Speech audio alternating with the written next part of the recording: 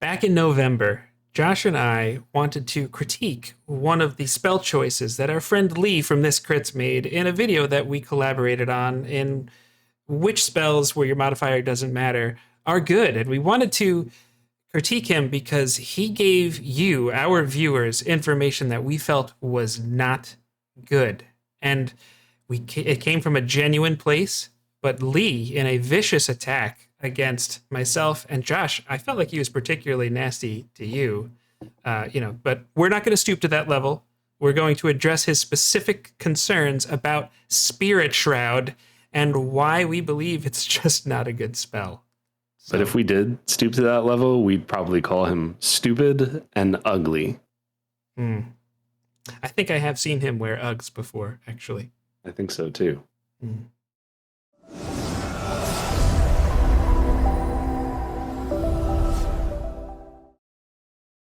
So if you're here, hopefully you saw the other two videos, but basically our first video that Jake and I did, we were talking about Spirit Shroud and just some failings of the spell itself. And we'll touch on that, not in as much detail as we did in the first video, so you can watch that if you want. There's one thing that we talked about, and we were comparing it to a level 1 spell such as Hunter's Mark. And spectacularly, almost, and I would also say remorselessly, our friend This Crits, Mr. Lee, he just kept attacking the fact that some classes don't have Hunter's Mark. Most classes don't have Hunter's Mark.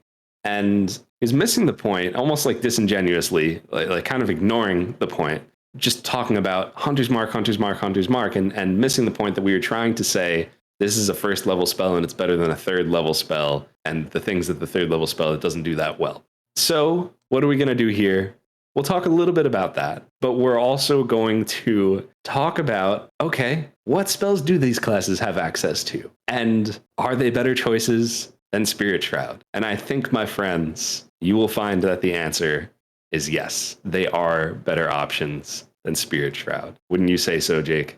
I absolutely have to say so, because one of the major points of our first video was just how clunkily this spell is designed, and because we feel like it sells the player on a fantasy and things that you think it's going to do, and it doesn't really play out that way at the table. But if we're going to go over each class that has access to this, because one of his main arguments was that we're lacking context, okay, let's just address your context. The Cleric. If you're a Cleric, the answer is literally always Spirit Guardians.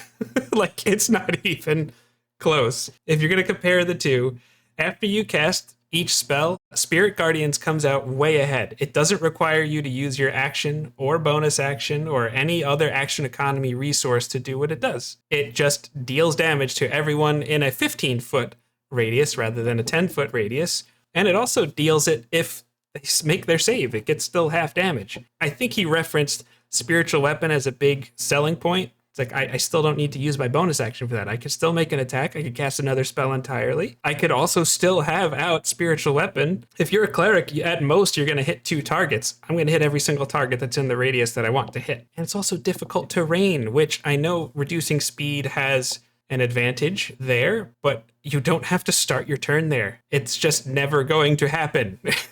Not never, maybe, if it's too strong of a word, but like, it's always going to be, in effect, as difficult terrain for people you need it to be difficult terrain for. Yeah, and respectively, like, I have to say that even the Cleric spell lists for these specific domains, many of these options are still better than Spirit Shroud. If you're not even talking about Spirit Guardians, you have things like, I think Fireball is on one of them, right? For light domain, you have Call Lightning for Tempest. I will say most of them have better third level spells. Yeah, just better bang for your buck. Aside from the base class. Yeah.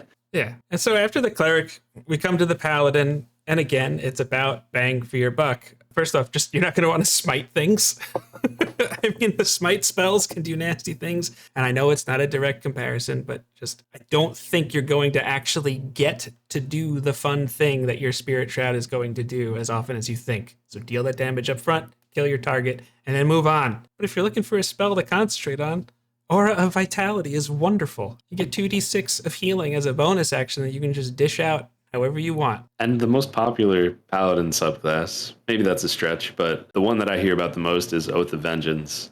That one does have Hunter's Mark, Josh. It does have Hunter's Mark. Remarkably, Lee didn't mention that. Oh, no. Maybe he did. I don't remember. But well, conveniently, he has a tendency to leave some things out. You know, it suited his point. I get it. It happens occasionally.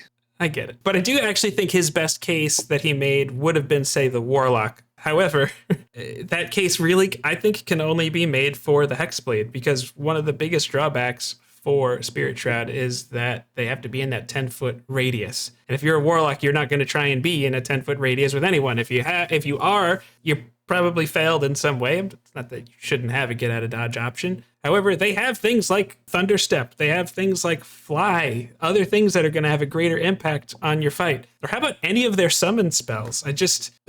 Again, when you compare this to Hex, you're just getting more bang for your buck. And I know everybody's going to say, but Warlock spell slots are different. No, I get it. That comparison was about power level relative to what the cost is. Certainly. I think that Warlocks have better options when you're thinking like practically. And yeah, exactly what you just said. Back to the original point, Hex is a first level spell. I'd rather use that than Spirit Guardians. With the Warlock aside, I think that brings us to the Wizard. Nope. Nope. We don't need to compare wizard spells. That's obvious. What about Blade Dancer? No. Just no. Right. Just no. Oh, and another point on Spirit Guardians, because Lee, I know that point particularly is going to trigger you. Upcasting is way better on Spirit Guardians. The design theory behind the spell, Spirit Shroud, is kind of cool, but I just think it's about the mechanics. It's not that the concept is bad to us, at least for me. Josh, I think the concept's kind of cool, actually. Yeah, no, I agree. I think conceptually it's really nice. The delivery is just not there. I don't like it. It's clunky. It's exactly what you said. It's clunky. I positively, entirely agree with you. So, Mr. Lee, the ball is in your court. Or our balls are in your court. He tastelessly, shamelessly, senselessly, unabashedly, nefariously, despicably, backhandedly, unmanneredly, preposterously, condescendingly. Do you know where you're going with that? Huh? Yeah.